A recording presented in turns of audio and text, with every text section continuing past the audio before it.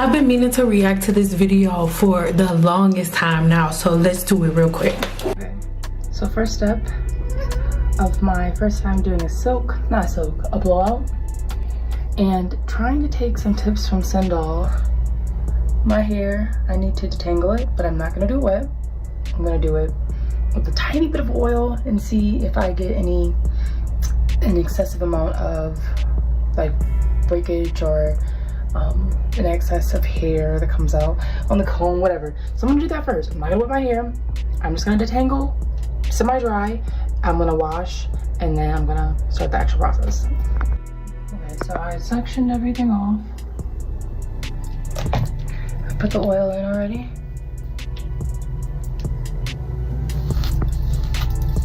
This is where mechanical damage happens, whether you're combing your hair wet or dry. That yanking, that snapping sound that you hear is your hair snapping. You need to use smaller sections, way smaller sections. When you allow your hair to get really tangled and matted because you're wearing it in its natural state, you need to be more intentional. Being intentional from this perspective is parting your hair in a lot more sections so you can comb out each section little by little. If you have to yank the comb through, you're not combing it through the hair. The hair should glide through the comb, and if it's not gliding through, you have not added enough oil for your detangling process and you haven't worked it through enough. No one should hear this ripping sound as they're combing out their hair. It does not work that way. If you decide to wear your hair curly in its natural state, understand that there is a lot more work, a lot smaller sections you cannot rake through. The sound that you hear of breaking is what is happening, mechanical damage. If you hear that sound, you're breaking your ends. Let's keep going. Honestly, it's not that hard to detangle right now. I thought it was gonna be really rough because I've had a high puff in for a couple of days and I haven't brushed or combed it to get that sebum to travel. So far it's like a tiny bit of hair, but I don't know, it's not that bad. Now, it may be a lot less hair than you're used to seeing, but this is still a lot of hair for 2 days. Now, even though most people think that that's normal, and this isn't to get you to sign up for the 7-day challenge, but people who have taken my courses know for a fact that this is like not the norm for them, the amount of hair that they lose during the detangling process. So those rips that you heard, those were the ends breaking. So if you took smaller sections, then you wouldn't get as many rips and tangles. And as you're taking the comb through your hair, if you feel any resistance, stop, add a little bit of oil to that spot, work it in, not the scalp. We're talking about that exact spot on the ends, anywhere from the mid shafts to the ends. Work the product in and then keep combing through the hair. Anytime you get resistance, stop. You should never hear the sound of ripping. The sound of ripping is your hair ripping. So be careful with that, okay? This isn't magic. You have to be in co-creation with your hair. Pay attention. Okay, and this is as much as I have on my brush. Looking healthy. Products I'll be trying. I'm terrified, but I have the heat protectant. I wanted to get one that was recommended by Sendal, but it's fine. I just got this Tresemme one. I'm gonna put that on and I'm gonna start blow drying. I'm scared. I'm so scared. Finally done. Now I'm gonna actually start doing the rollers. I'm scared because I don't know what I'm doing, but I'm gonna have to figure it out. Now, most people know I'm letting you guys know whatever you want to do is what you want to do, but I do not like it when people do flexi rod sets or roller sets on blow dried hair. The term set means you've set the hydrogen bond, and you set the hydrogen bond either with a blow dryer or with a roller set or a flexi rod set. So to do a roller set on hair that's already blow dry is to reset a bond that's already been set. So it doesn't make any sense, and your hair is not going to come out looking like a roller set looks if you go from this point to a roller set thinking that you're going to get some type of definition. It does not work that way because you've already set your hair. So this is the frame that your hair is set up in. I haven't really watched all the way through, but this is the texture that your hair is set in right now. So it's not going to be any different when you put a product in. What you should have done as soon as you took out as soon as you rinsed out your conditioner, you should have went in with your styling foam and then put the flexi rods in at that point when your hair was wet, and then you're setting the bond. You have a way better chance of your curls coming out looking like something or somebody if you do it like that. But if you go this way, then you have the chances of fighting with the way that your hair is already set, instead of going ahead and waiting until the hair dries all the way and then there's the new set. But if you do it this way, in my opinion, and I could be wrong because I haven't seen it in yet, in my opinion, it's going to look absolutely crazy because the bond is already set. The curls are not going to form around the flexi rod or the perm rod or whatever you're getting ready to use. It's not going to form around that to create a new set. It's going to do the same thing all over again.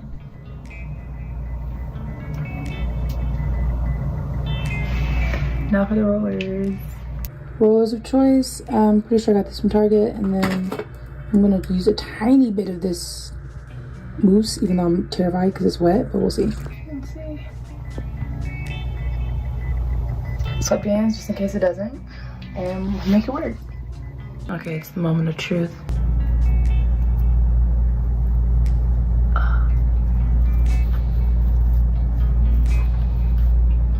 Oh, wait a minute. I think it actually worked. No, that did not work out. And this is the final look. I just had to put it up because it looked kind of crazy. I'm not gonna hold you. So this one, it's not so bad. And I'll be able to brush it later and then do another style tomorrow. Now you cute, boo. I am not trying to embarrass you or nothing like that, but I just want to show you what I mean about the bond already being set.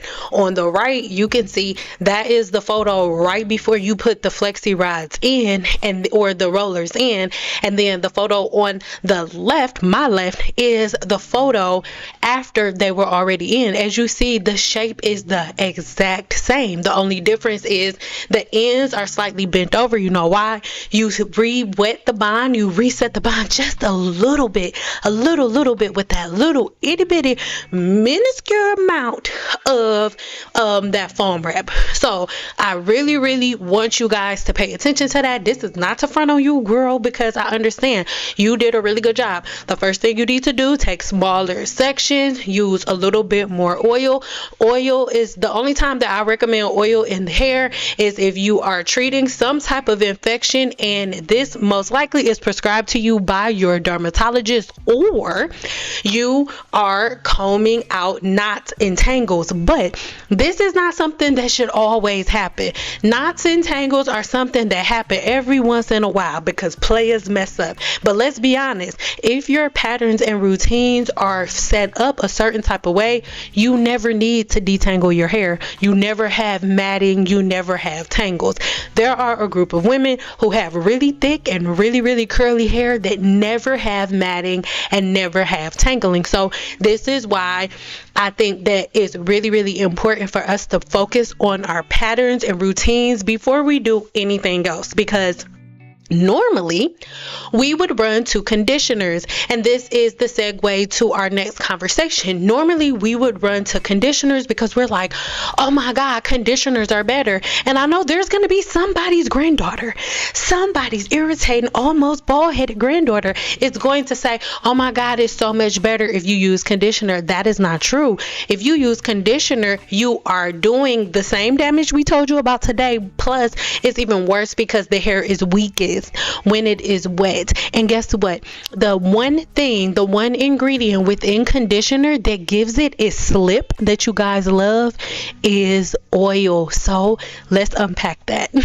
But number 2 is, as it pertains to detangling your hair, the very first step to detangling your hair is never letting it get tangled to a certain extent in the first place. I know that this may make people feel a certain way, but I'll put a couple of comments here on the screen from women who used to feel away but now see the light, right?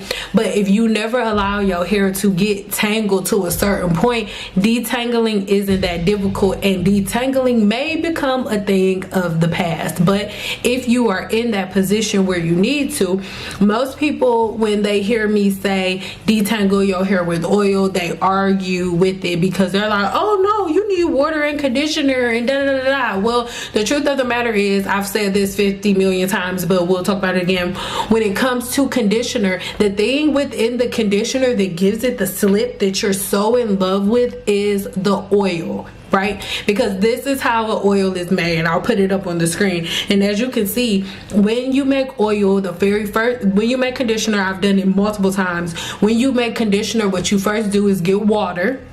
And then within that water, you get a certain type of emulsifying wax. Depending on the type of conditioner that you're making, there's a specific type of conditioner. There's a specific type of emulsifying conditioning wax that you use if you're trying to do a moisturizing conditioner, or if you're trying to do like a silk amino base, like it's going to be dependent on the wax base that you use, right? But in this video, I don't know, I'll put it right here. I think this video that I'm going to use is going to be a moisturizing conditioner. So there's water, wax. They put the water and the wax in a microwave or a double broiler, and then you melt it down until the water and the wax are emulsified. Then you take an emulsifier, you take an actual tool that helps you to blend that wax and that water together until it becomes the consistency of a conditioner. Okay, so the conditioner, the wax and the water, that consistency that you're seeing itself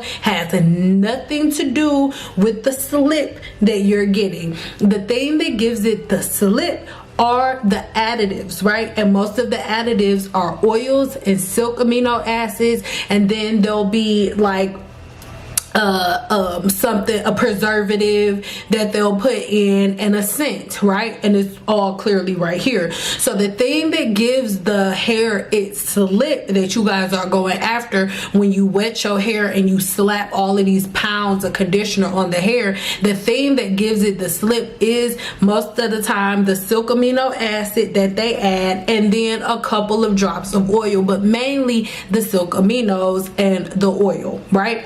So if you take away the thing that breaks the bond, because there are 3 bonds that hold your hair together, the hydrogen bond being one of them that's broken by water. If there are 3 bonds holding your hair together, one of them is broken by water, then by definition your hair is weakest when it's wet. It's not, why do we have to talk about this, right?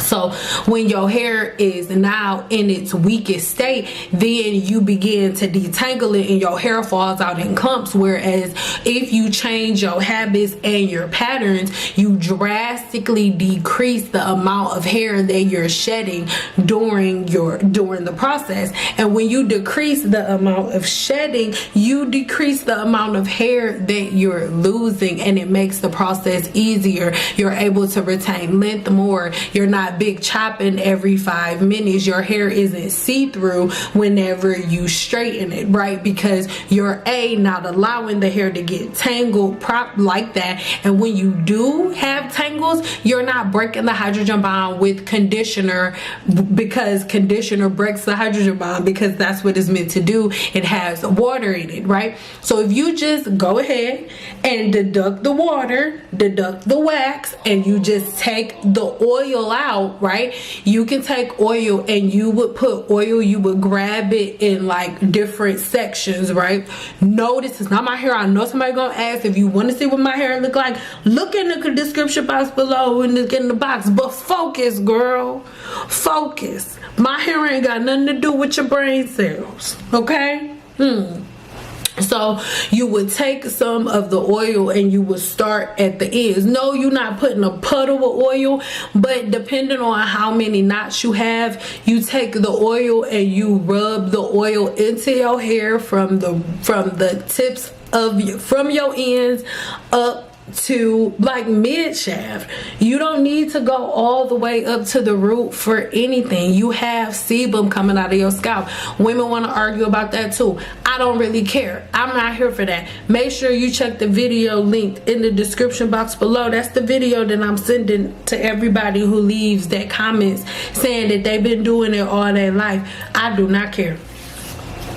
We do not care, because everything works until it doesn't. So if you put yourself in this position to make sure that you're able to keep your scalp clean and clear and free and full of debris, then this routine and these patterns become very easy and very simplistic. All right, but if we are constantly going back and forth and trying to reinvent the wheel instead of just following patterns that have already been set up, then things are going to be really confusing. But if you simply use a little bit of oil, work the oil into your hair a little bit, and when I say a little bit, I'm talking about like a dime size per knot entangle.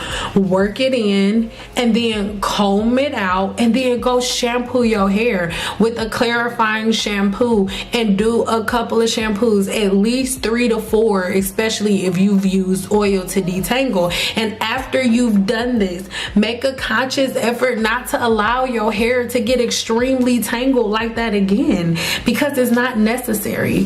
So I really hope that this video was quick, straight, easy, and to the point, and you did a great job. The only thing again that I would say, go in smaller sections, right? Use that dime size amount. Go comb up from the ends up to mid shaft into after you've worked the product in and you can run your fingers through it. Then you pick up the comb. All right, if you can't run your fingers through it, don't run the comb through it, right? But once you work the oil in and you can run your fingers through it, then you pick up your brush and brush your hair, brush the combs and brush the knots and the tangles out, then proceed to shampooing your hair. I do teach more in-depth actions to take, but all of those things are found over within the 7-day challenge or the growth cycle blueprint. I love you guys so much, and I will see you later.